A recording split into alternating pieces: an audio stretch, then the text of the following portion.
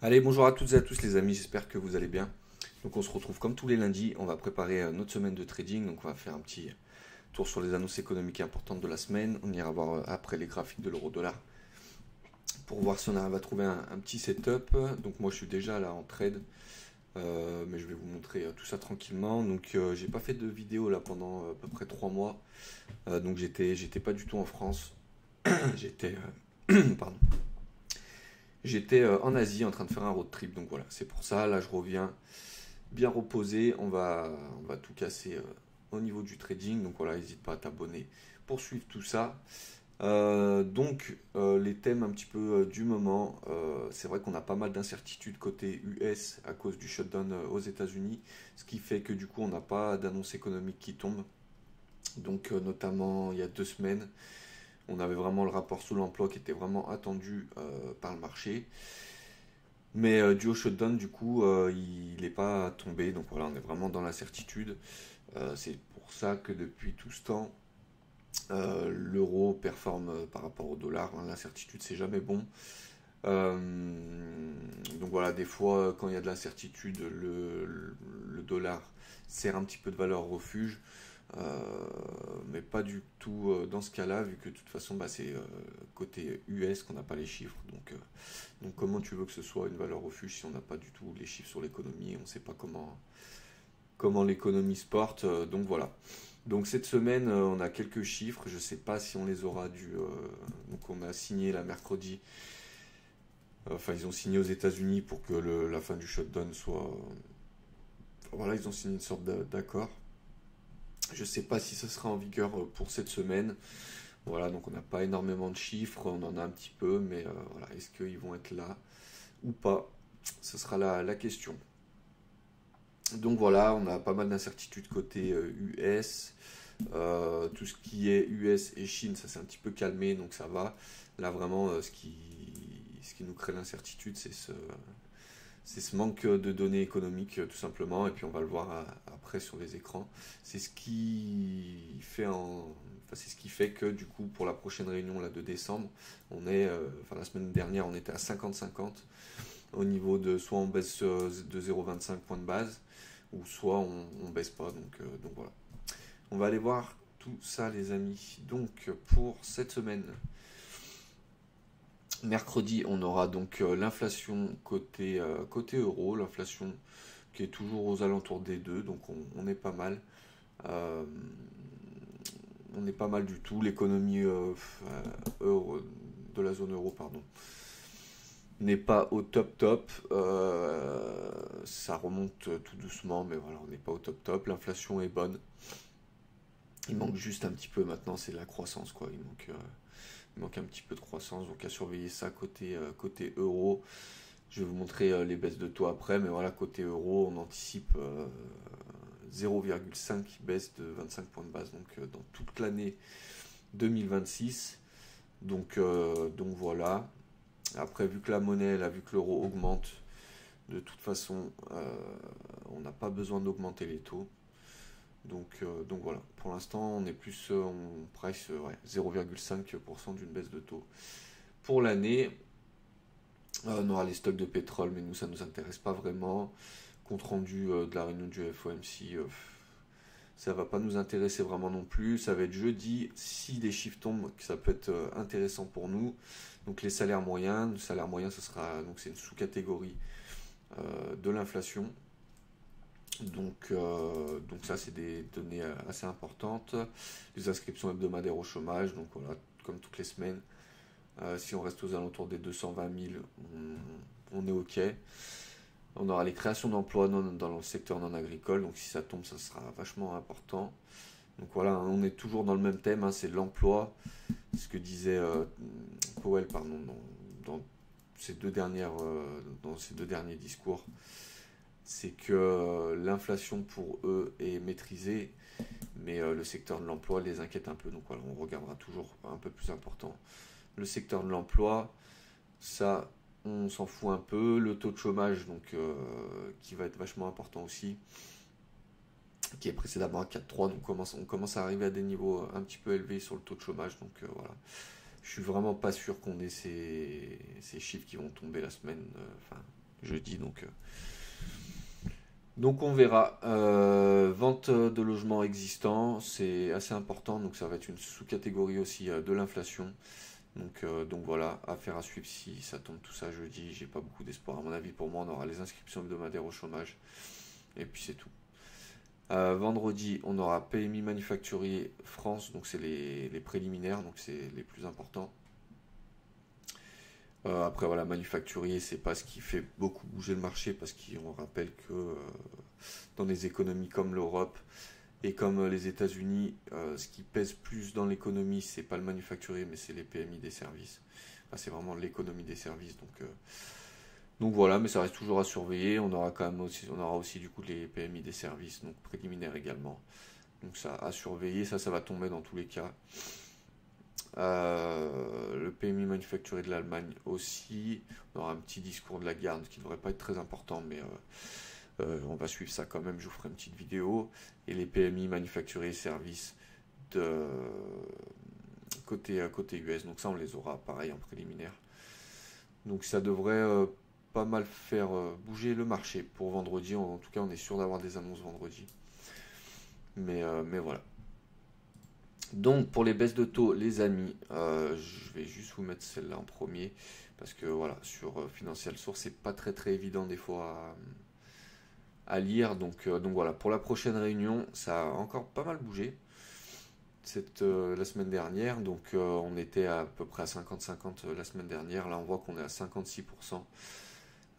Des analystes qui pensent qu'il n'y aura pas de baisse de taux pour la réunion de décembre.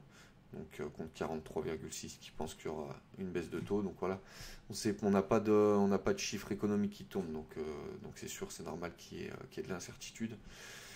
En tout cas, au niveau de l'année donc 2026, donc jusqu'à décembre 2026, comme c'est noté là, 80 points de base de baisse, donc ça fait, donc je divise par 0,25. Ce qui nous donne 3,2 baisse de taux côté US, donc c'est ce qu'on price là donc pour l'année 2026. Donc voilà, ça c'est vraiment à surveiller après chaque annonce importante pour voir si vraiment l'annonce fait bouger les anticipations de baisse de taux. On rappelle, c'est ce qui vraiment fait bouger les monnaies. Donc voilà, côté Europe, comme je vous ai dit, on price 0,46 baisse de taux. Donc on n'est même pas sûr d'avoir une baisse de taux de 25 points sur l'année 2026. Voilà. Moi, je suis pas sûr qu'on ait des baisses de taux côté Europe. On va attendre tout simplement que l'économie reprenne. Je pense qu'on n'a pas besoin d'être en dessous des 2% pour ça. Donc voilà.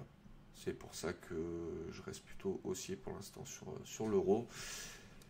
Donc voilà, pas mal d'incertitudes, hein, comme je vous ai dit, ce qui est logique. Donc surtout, je pense que voilà, dès qu'on va avoir des chiffres qui vont tomber, donc si par exemple cette semaine les chiffres de jeudi tombent, je pense que ça peut vraiment faire bouger le marché. Et du coup, on peut avoir un repricing qui peut être intéressant à suivre au niveau trading. Voilà, donc toujours haussier sur l'euro pour l'instant sans contre-indication. Donc on est plutôt bien placé selon moi. Donc ça c'est le positionnement retail. Donc voilà, moi ce que je fais c'est que donc je regarde un petit peu là où on en est, le contexte actuel. Je me fais mon analyse, mon biais et après je regarde si je suis avec ou contre les retail. Donc là on voit que je suis contre les retail, donc c'est plutôt une bonne nouvelle. Donc vu que 80% des retail perdent sur le marché, c'est bien d'être toujours à l'inverse. Voilà, après au niveau du graphique, donc en weekly on n'a pas grand chose à regarder pour l'instant. On voit qu'on n'a pas réussi à péter cette grosse résistance en weekly là, qui est en violet, donc c'est le gros trait en violet. Je vais essayer de zoomer un petit peu.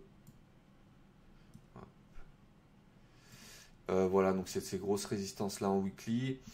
Moi je suis rentré en trade parce que donc sur ce petit trait là qui est en pointillé.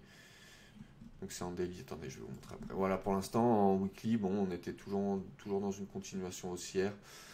On était assez haut en RSI, donc voilà, pour moi, c'est pas vraiment une distribution qu'on a là, c'est plutôt une accumulation. On digère un petit peu le prix, on digère un peu la montée. Mais voilà, moi, depuis le point bas de janvier 2025, Je reste toujours haussier sur l'euro, face au dollar, bien sûr. Donc voilà. En daily, hop, je vais vous enlever ça. En daily, on avait une grosse résistance ici, donc je n'avais pas fait de vidéo la semaine dernière, mais voilà, j'attendais ce setup là en fait, de le casser, d'avoir un petit retest, donc c'est ce qu'on a eu, et de rentrer en trade du coup. Sinon on est un petit peu mieux nulle part. Je vous avoue que je voulais à la base attendre qu'on descende ici au support weekly, mais bon, on n'a pas eu l'occasion, donc voilà, je m'étais dit quand même, si on se pète ce gros support en daily, il y a moyen de faire un joli trade quand même. Voilà, donc en 4 heures du coup, je vais vous montrer un petit peu, parce que c'est en 4 heures que je l'ai pris. Donc on avait une belle trendline haussière qui à la fin était plus respectée, donc on l'a pété. J'avais pas pris de trade ici, parce que j'avais pas mon setup, donc je tradais quand même, hein. J'ai fait des jolis trades, mais plutôt sur Ethereum.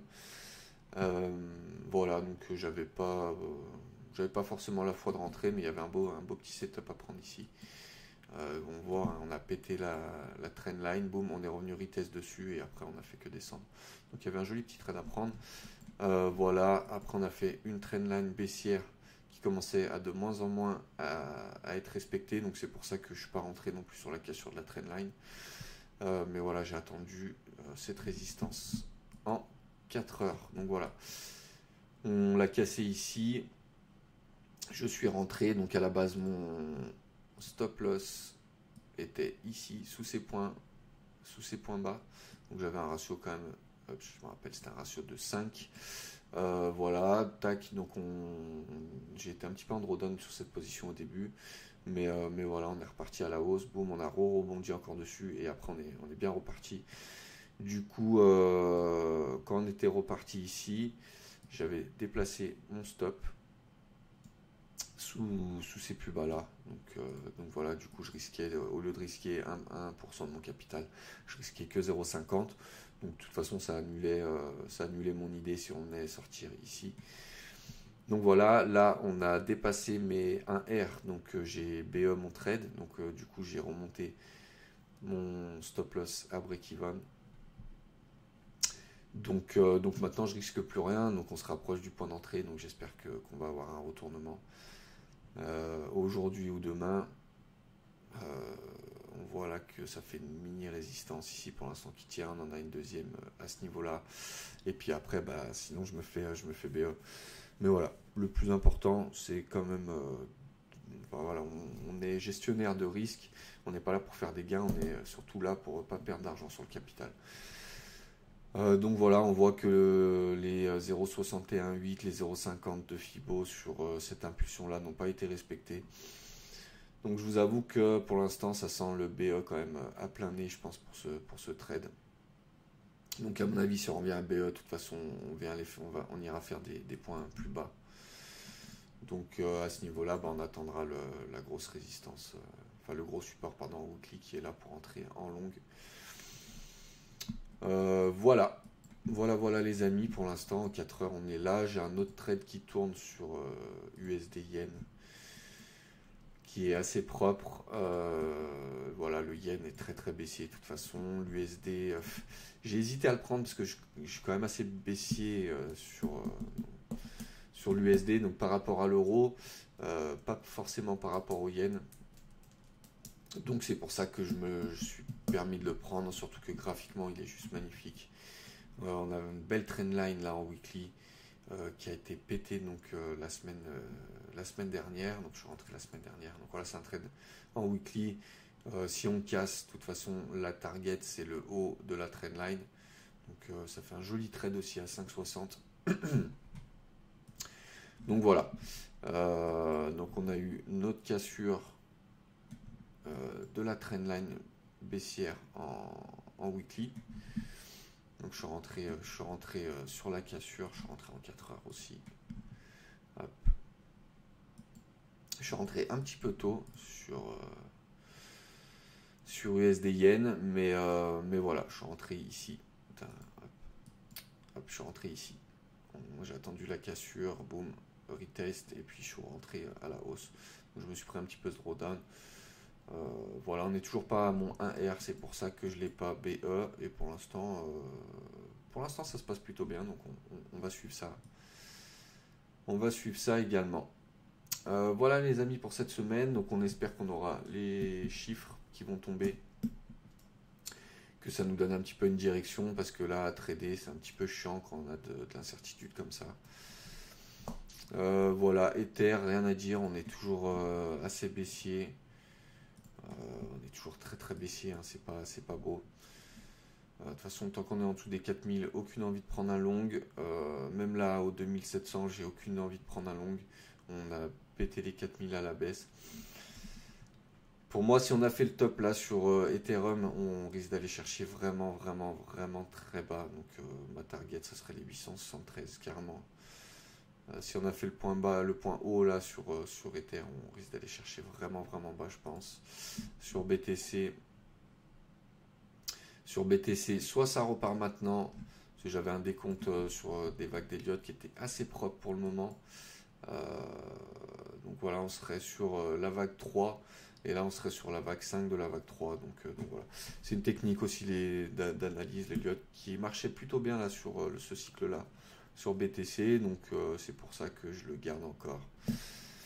Donc voilà, ça nous fait des targets, ça nous ferait des targets aux alentours des 180 000 à peu près. Donc voilà, là on serait sur la vague 4, donc de la 3, donc il manquerait une petite impulsion là aux alentours des 140. On retracerait encore un peu avant de repartir aux alentours des 180.